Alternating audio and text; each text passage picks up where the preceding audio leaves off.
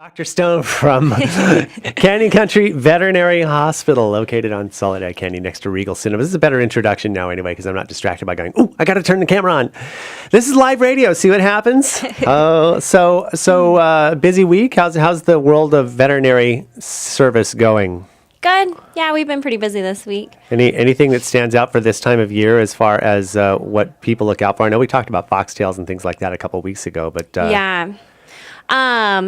Well, not so much for this time of year, but we've been getting in a lot of stray dogs. I don't know why they are running around or running away at this time of year, but pretty much every day we've gotten in like 2 dogs that people have found over the past week or so. And we've scanned most of them, or all of them actually, and found microchips in most of them, but most of the microchips haven't been registered, so we've been having difficulty finding their owners, which is really sad because they have a microchip, but they're not updated with the owner's current information, so then we can't really locate their family. So we've had a lot of that this past week. and that's important. First of all, to microchip, and you guys offer microchipping services, correct? We do, yeah. And in order to update, so it doesn't automatically update. It's not like you submit it. You have to actually go to the site or go to the company and make sure that they're updated. Yeah, and a lot of people don't know that, I guess. And even when you get a animal from the shelter, you have to update that to the microchip. So a lot of people don't realize that. And then we could scan them, but if the phone number is wrong, then we're trying to Google the owner's name. And I mean, if it comes up a dead end, then the pet has to go to the shelter, unfortunately. See, and that's what happened. My niece actually lost a cat for about 1.5 years or so. And really? It was one of those indoor-outdoor cats, you know. And what had happened was the people who found him had called a number that was an old number, but I'm trying to think of how they finally got in touch with her mom, my sister. Oh. And finally, after 1.5 years, they'd found that, but that was what happened. Well, we tried calling, as they kept him until they kind of sorted it out. I don't remember how they finally managed to get him back, but that was the thing. And that reminds me, too, are all my pets, because we moved a couple of years ago, are all my pets updated? So I got to check that out. Yeah, you could always call the company and just check with them. Right. And so that's an important thing. And you also still have a couple of kittens for adoption, right? Do. A couple of cats. Yeah. And that's and are they probably a couple months old now, right? Yeah, they're about 8 weeks old now. Oh. Yeah, we have a little boy and a little girl, So and the mama cat. You have a tabby, and what's the other one? We have a tabby girl, and then the other one's a boy, and he's white with kind of gray tabby patches. Oh. He's and very then cute. What about the mama? The mom is black and white.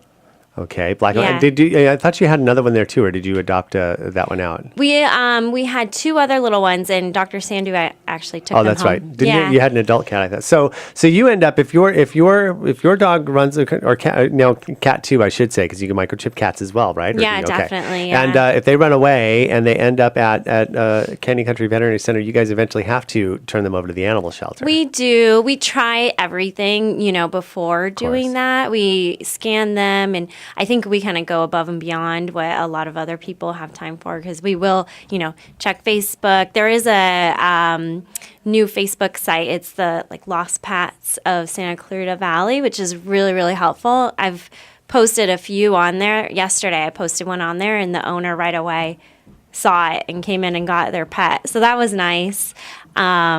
But, if we can't find their owner, then we do have the shelter pick up, because that is one of the first places that people look for their pet when they are looking for them. And that's true. And a lot of people don't realize that. Like we adopted our beagle a couple months ago, and, it was long enough time, but they only wait about a week before they'll actually put them up for adoption. So they do. Make sure that if your little sweet pooch has flown the coop for whatever reason, and also making sure that your house is secure and everything like that, too. That's also a problem. We had found a dog a couple months ago, a little King Charles Spaniel that was running around in our neighborhood. Unfortunately, we have this paseos and everything, so she wasn't on the street.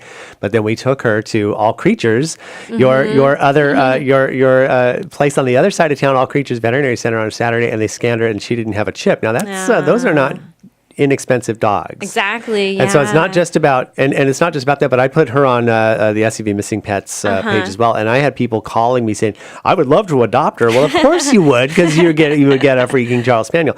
And so those are the things you got to be careful of too, because people will just keep your dog. Yeah, they will. Some of those special breeds, people will just keep them. Exactly. So that's important. And stray animals, make sure that you have them chipped and microchipped, updated microchips. So let's say, for example, if I got my pet microchipped at Canyon Country Veterinary Hospital and I'm about to move, can I just go to your location and update it there, or do I need to contact the company? No, you have to update it with the company. Okay. You can, if you don't know the company's phone number or you don't know the microchip number, you're more than welcome to come in. We could scan it and give you the information, but you have to go to the company.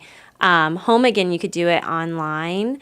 In Avid, you usually have to kind of call them and send in a new paper, but you have to do it through the company. And you're able to scan like any type of chip. It's not just the ones that you guys install. Yeah, right? we have a universal scanner, so it will detect any kind of chip. So if I'm trying to remember whether or not my 12-year-old dog, when I got him chipped, in 2002, whether or not he still has our updated information since we moved a couple times, I could take him to like one of your locations. They could scan and go, oh, these are the people you have to contact. Exactly. Yeah. Good.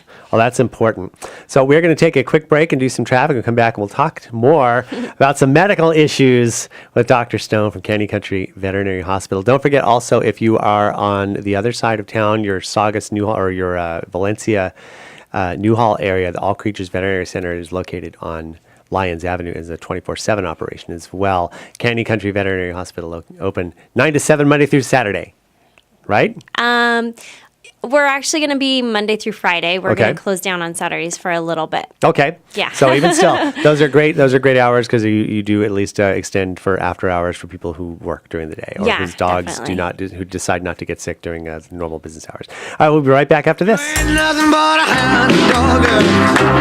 we're back with the Ask the Doc segment with our good friend Dr. Stone from Canyon Country Veterinary Hospital, located on Soledad Canyon next to Regal Cinema. And also for 24-hour care, you can also go to All Creatures Veterinary Center, located on Lyons in the Victorian buildings just west of Main Street. So talking about stray dogs and stray animals, and the first thing that people should probably do if they have lost their pet is to call the animal shelter. Would that be the best thing to do? Or they could bring it into a veterinarian and just have them scanned, and and what about if people have lost their own dogs though? If people have lost their own dogs, definitely. It's best to go into the shelter to actually look around for themselves, but they do take pictures of each pet that they get in, and they do put them up on the website, so you could always check their website too. But that's the first location you should definitely look. And as far as like, if people, rather than abandoning their pets, is it best for them to? I mean, a lot of people, I don't know why what compels them to just leave them like on the side of the road or whatever. Yeah. Can they? I mean, you guys aren't like a safety haven or anything like that. It's best for them to just take them to the animal shelter, correct? Yeah, the animal shelter is the best place to take a pet when you're in a situation where you can't take care of it anymore, because that's what the shelter is for. They'll take care of them for you, and they will try their hardest to adopt them out. Right. It's not just an instant, they're going No. straight to the chamber there. Yeah. And there are a lot of volunteers and a lot of organizations that do put that out there. And when I adopted Daisy a couple months ago, that's, I think, when we actually found on SCV Missing Pets or whatever, they posted that it was actually at the animal shelter as an adoptee. So those things work as well. So they do try to put that out there. I saw her face like, all right, that's it. And so that's good to know. And there are situations like that where that happens. So make sure that you have your dog chipped. If you find a stray dog, you can bring them to the nearest veterinary center, especially here in Canyon Country. Just go to Canyon Country Veterinary Center, Veterinary Hospital, 9 to 7, Monday through Friday. And if not, and if it is after hours, even if late at night, you can take them to All Creatures Veterinary Center any time of the day or night and have them checked out there.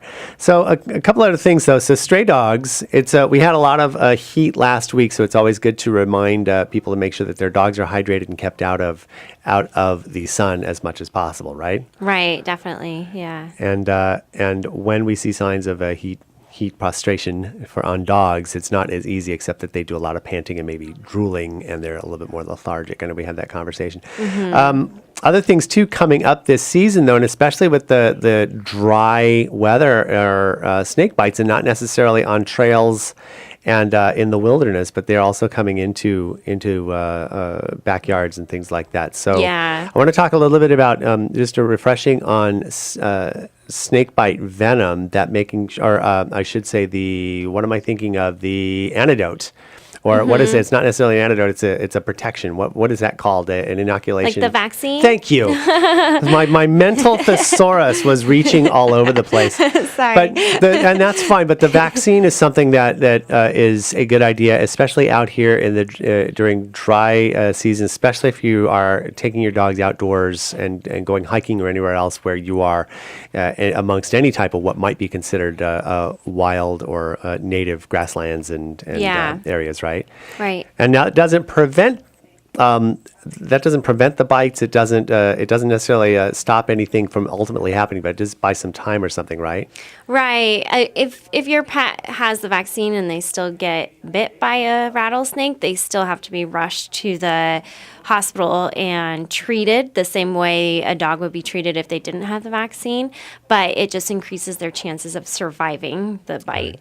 So basically, the vaccine's to kind of build an immunity to the poison. And, if they have that, they have a higher likelihood of surviving the bite, but they still need to be treated right away. It's still an emergency. Now, is the vaccine something that needs to be done every year, every 6 months, or yeah, how we often? recommend to do it. The first vaccine, the first time you get it, we do it once, and then we do a booster in 30 days. And then after that, we do it once a year. We usually recommend to do it early spring season, right before rattlesnake season, because they say it works the best for the first 6 months that you have given it. So well, that's good. And also, though, if you have, do you have antidotes in case for pets that aren't vaccinated, but if they rush them to the what kind of care is taking place if they've been bitten?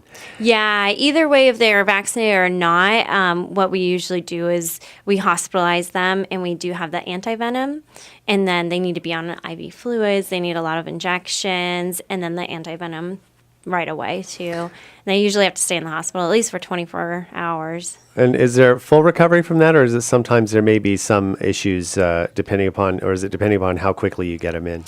It kind of depends on how quickly you get them in, how they reacted to the bite. Some don't react as badly as others.